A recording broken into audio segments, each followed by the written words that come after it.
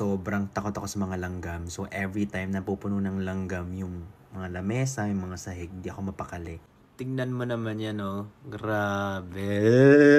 Nakakatiyak. Dami ko nang bilhin ng mga yung pampatay ng langgam, ganyan. Mga ganito, oh. Hindi yan gumagana. Huwag na kayo bumili niyan. I almost gave up, pero mayroon ako napanood. Video from the States. Hindi to sponsored. Ant bait siya. Ito yung brand. Sharing is caring, okay? And guess what? Tapos maya-maya, lumabas to. Hindi ko sure kung ito ba yung queen nila. Pumunta na siya dito sa loob kanina. Tapos umakyat siya ulit.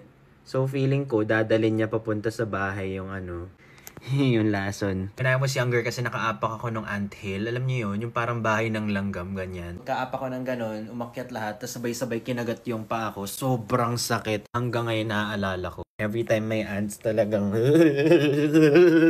ganun yung feeling. If you're like me and you super hate this, ilalagay ko yan sa showcase, sa profile ko. Huwag ka nang tamarin talaga. Ito papakita kay Mikey Bustos. Friend ko pa naman yun, si Ants Canada. Pero gotta do what you gotta do. Sorry.